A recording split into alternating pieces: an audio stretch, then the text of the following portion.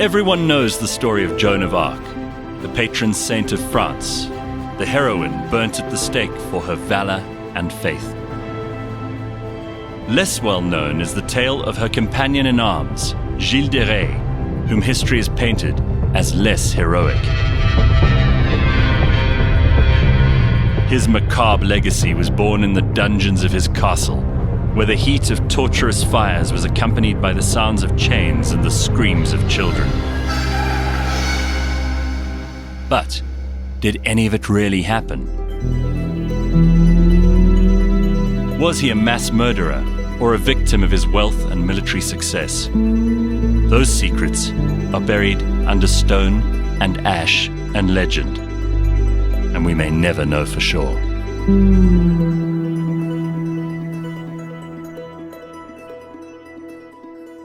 Welcome to another episode of Blind History. As always, I am here with Anthony Medera.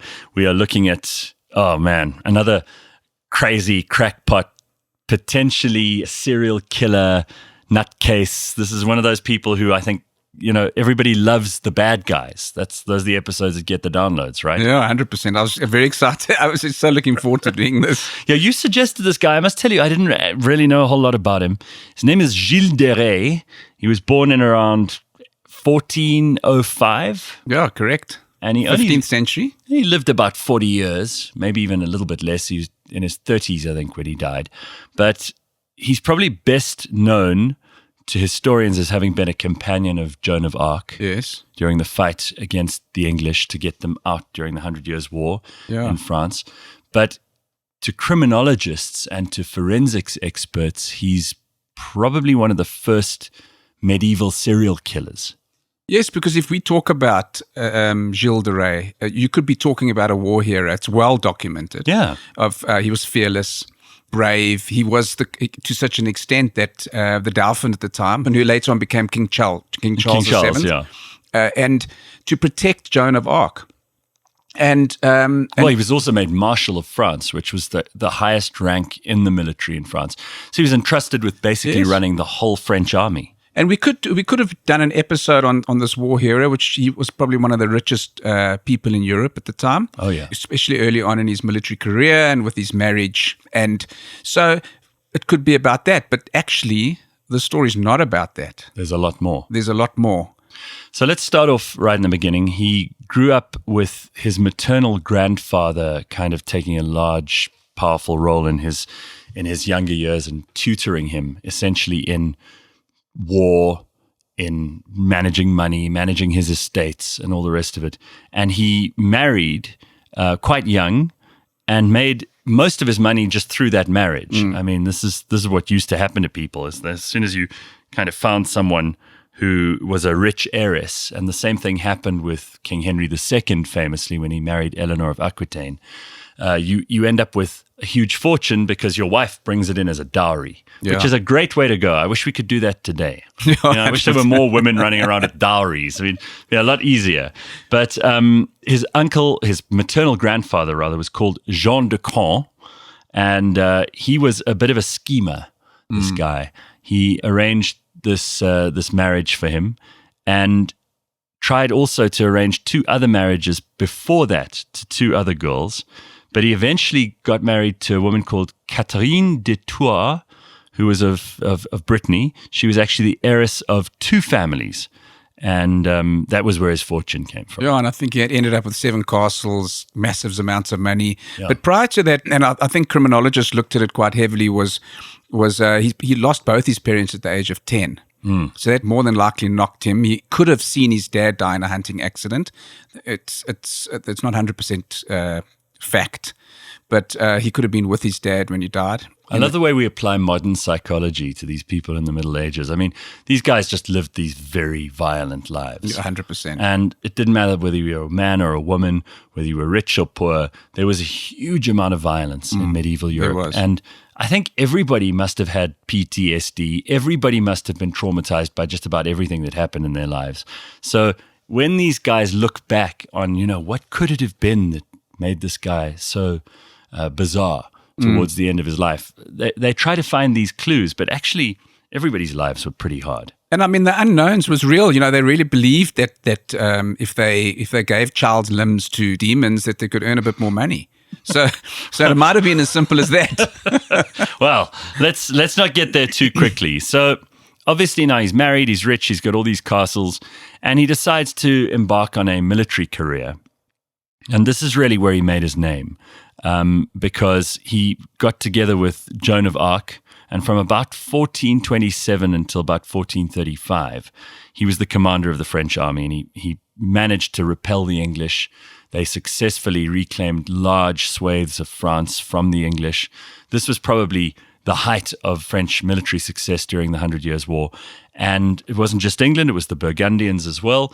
And he was eventually appointed Marshal of France. But then things started to go horribly wrong. Joan of Arc obviously was captured by the English. She was burnt at the stake, called a witch. We've covered her in a previous episode.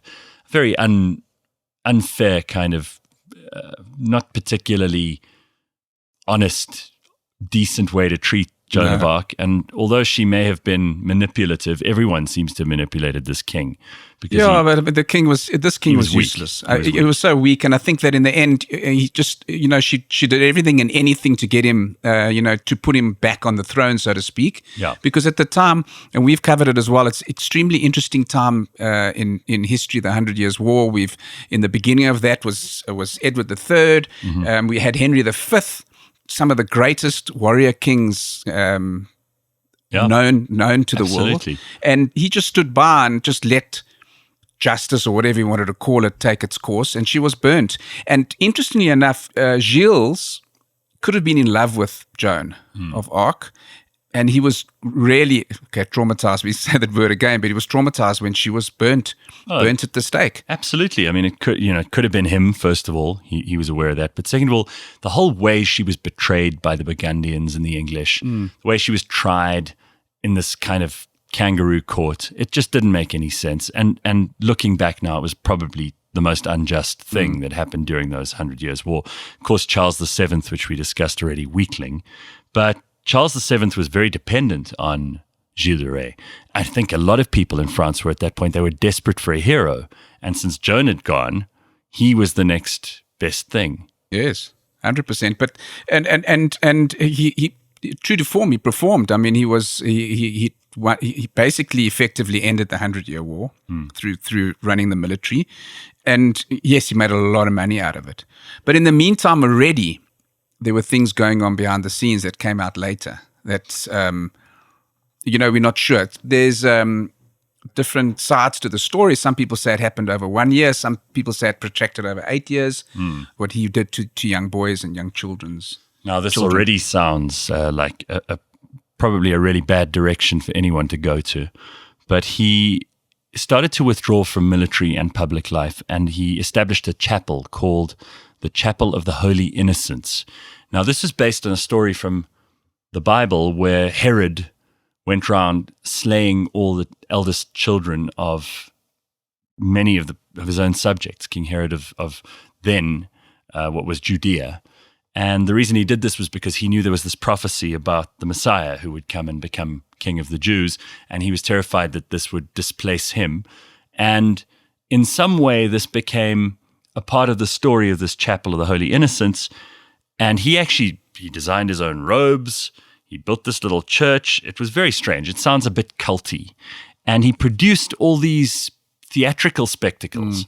Now, what we have to remember about the Middle Ages too is that if you were an actor or a singer, that was considered beneath a nobleman.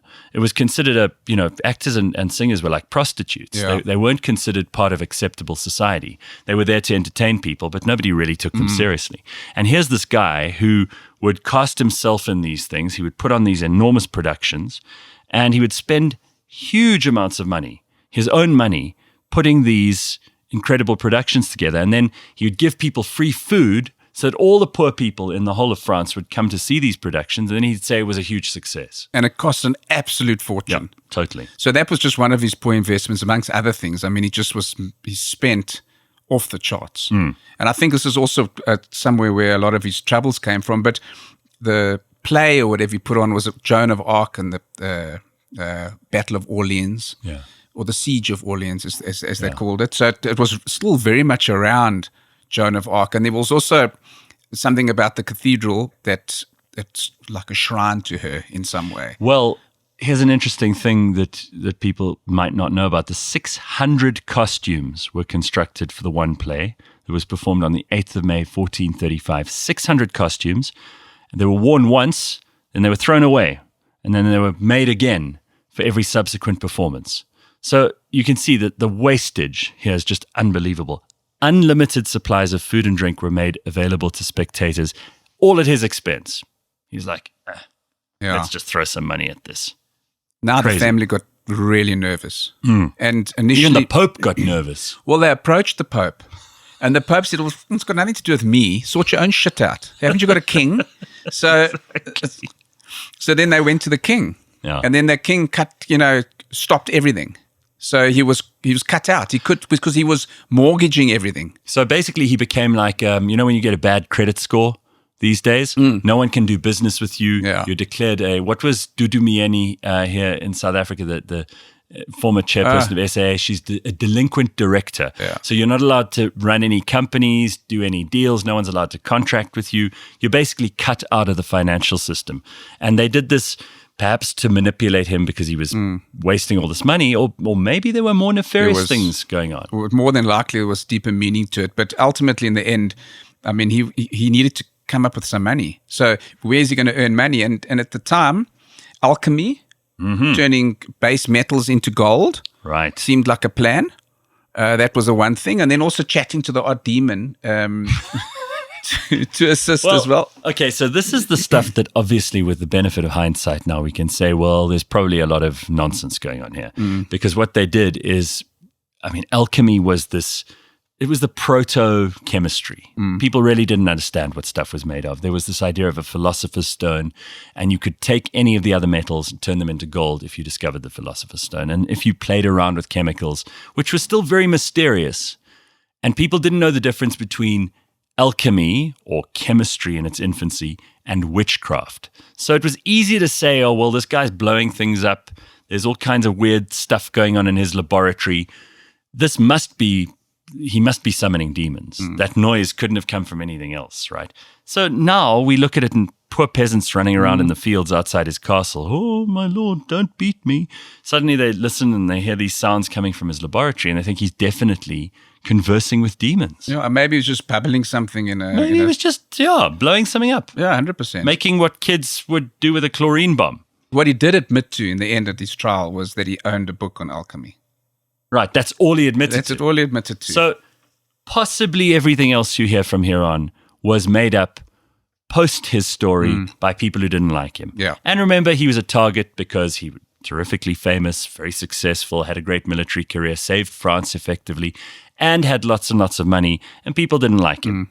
There were lots of people who were very jealous of that, including possibly King Charles VII, certainly the Duke of Brittany, and the religious houses. So what they did is he obviously was talking to people also who were interested in alchemy and all of this stuff. And naturally, he then gathered around him a bunch of people who were probably a little bit weird and dodgy. These weren't scientists. They were mostly religious fanatics. Sorcerers, as they called them. And the fact that he had his own little chapel, all of this made people nervous about his religious intentions. And apparently, they tried to manifest demons. Now, this is what people wrote after the fact. But he grew frustrated because the demon wasn't doing what he needed it to do, all in inverted commas. So apparently, in order to get the demon to do what he needed it to do, they needed to offer him, the demon, body parts of a child. This is what people wrote. So Ray then eventually went off and provided these in a glass vessel. Nobody said where it came from. And the experiments continued, but obviously there was no result because now we know that this is probably nonsense. Yeah. But he did admit that he had committed assaults on children between spring 1432 and 1433. And that was enough to kind of seal his fate. Yeah, but if they talk about the numbers they were talking about then, that would have been one person a day. But it was over 300. So there was a lot of stories going around of how many, etc. But the method and what modus operandi he employed, it was the monks who thought that up. So you must know what type of mind the monks had to come up with all of that stuff he supposedly did. So, I mean, what were these tactics? Because people like the grisly, gory shit. So first of all, he'd bring them in, he'd dress them up in the finest clothes, given a lavish meal, given wine, which had a sugar in it, which was supposed to pep them up a bit.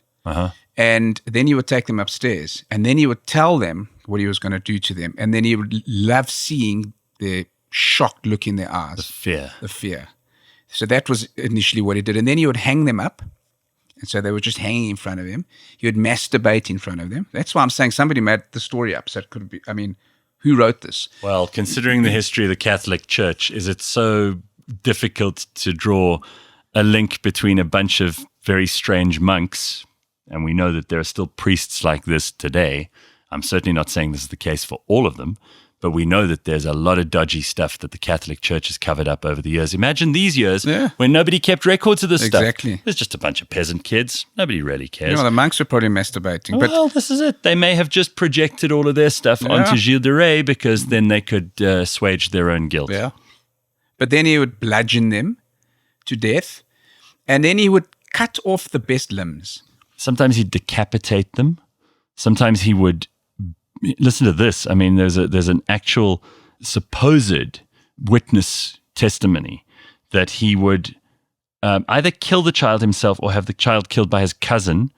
The victims were sometimes killed by decapitation. Sometimes he would beat them with a stick. Other times they would have their throats slashed. And he would infinitely take more pleasure in debauching himself than them. In his own confession, he testified that when the said children were dead, he kissed them, as you've just pointed out, and those who had the most handsome limbs and heads he held up to admire, and their bodies cruelly cut open and took delight at the sight of their inner organs. I mean, this is some sick stuff. So either there are really twisted people who wrote the history of Gilles de Rais, or he was a total nutcase and they said psychopath. They said they found 40 bodies, but then also said they didn't find any bodies, actually. So it's difficult to know exactly. But interestingly enough, near the very end, one of the documented victims was a apprentice from a furrer.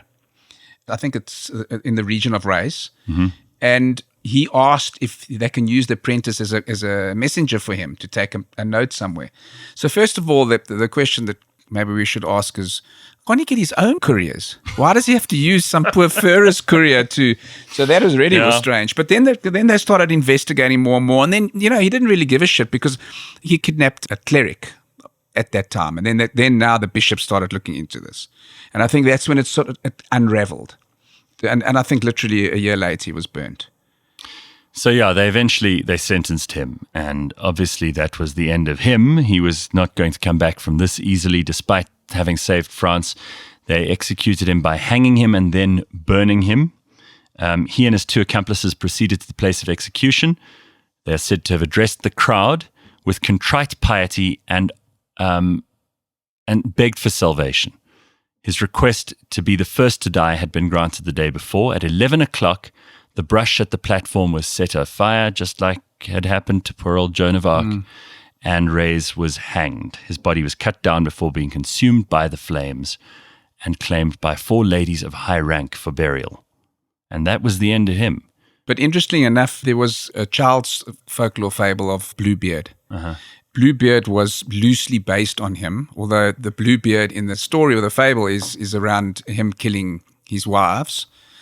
And apparently now Bluebeard is shorthand for serial killer, which is something I didn't know.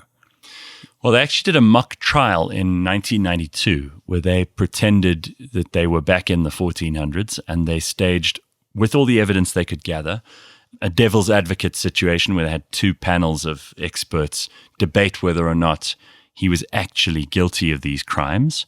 And apparently they put this ad hoc court together, and a team of lawyers, writers, French ministers, parliament members, etc., all got together and they decided he was not guilty, based on all the evidence they could gather from the time. Yeah, so then the Gilles de Rais war hero and the first major serial killer or not? Yeah, You'll never know. And like a lot of people in the French medieval period, there were some people who were extremely violent, extremely dangerous, but the legends always end up being more impressive than the real stories in so many of these cases. Either way, if you wanted a bad guy and you believe all of the stuff that came out of this, then he's top of the list. He's right there. Yeah. Unbelievable. What a story.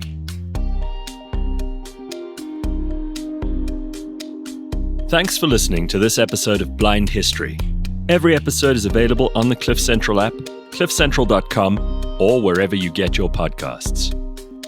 In the next episode, famously, he also had all these rock inscriptions made, which kind of told the story of his reign and of Buddhism and of why it all mattered and what philosophies he embodied. Most people couldn't read in India, so the priestly class or the warrior class would have to read these things to people, and that won a lot of people over.